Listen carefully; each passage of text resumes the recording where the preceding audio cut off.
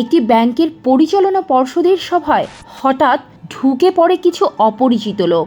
একজন পরিচালক ক্ষুব্ধ হয়ে প্রশ্ন করেন, এই আপনারা কারা? কিন্তু কেউ উত্তর দেয় না। কয়েক মিনিট পর ঢোকেন এক গোয়েন্দা প্রধান সহ দেশের অন্যতম প্রভাবশালী ব্যবসায়ী। এরপরই বদলে যায় বাংলাদেশের সবচেয়ে বড় ইসলামী ব্যাংকের ভাগ্য।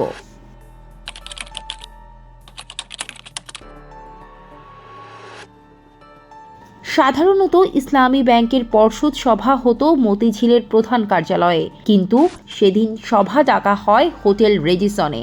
সভা শুরুর আগে পরিচালকদের মোবাইল ফোন নিয়ে নেওয়া হয়। অনেকেই বুঝতে পারছিলেন কিছু একটা ঘটতে যাচ্ছে।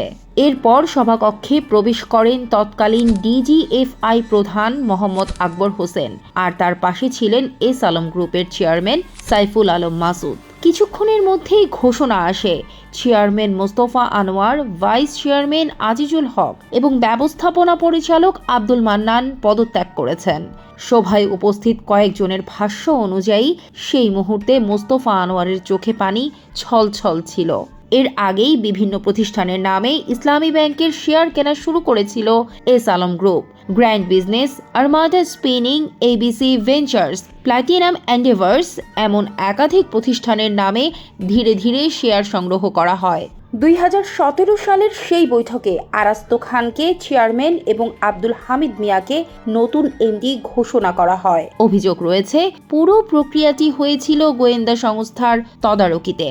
তৎকালীন এমডি আব্দুল মান্নান পরে বলেন, তাকে ডিজিএফআই কার্যালয়ে নিয়ে গিয়ে জোর করে পদত্যাগপত্রে সই করানো হয়েছিল। 1983 সালে প্রতিষ্ঠিত ইসলামী ব্যাংক ছিল দক্ষিণ এশিয়ার প্রথম শরিয়া ভিত্তিক ব্যাংক। একসময় ব্যাংকটির 63% শেয়ারের মালিক ছিল মধ্যপ্রাচ্যের বিভিন্ন বিনিয়োগকারী প্রতিষ্ঠান।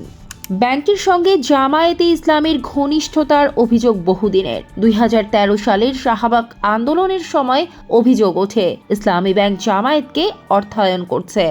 তৎকালীন সরকারও জঙ্গিবাদে অর্থায়ন অভিযোগ তোলে। যদিও ব্যাংকের অনেক কর্মকর্তা বলেন এসব ছিল ব্যাংকটির নিয়ন্ত্রণ নেওয়ার প্রস্তুতির অংশ।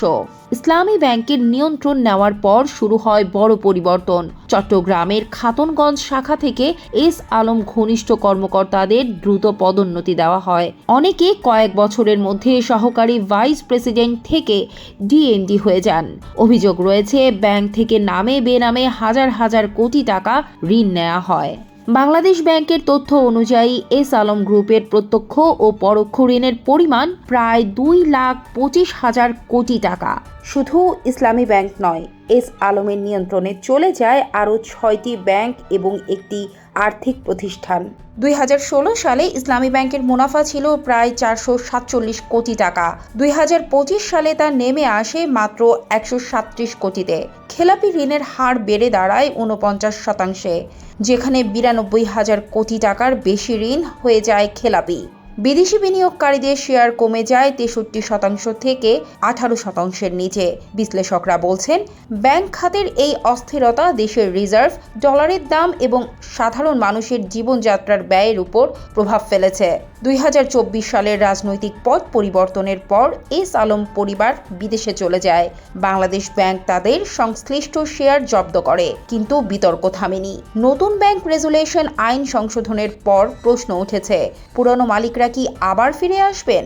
আর সবচেয়ে বড় প্রশ্ন, বাংলাদেশের ব্যাংক খাত কি সত্যিই স্বাধীন, নাকি ক্ষমতা, গোয়েন্দা সংস্থা এবং ব্যবসায়িক প্রভাবের এক অদৃশ্য জোট দীর্ঘদিন ধরে নিয়ন্ত্রণ করেছে দেশের অর্থনীতি?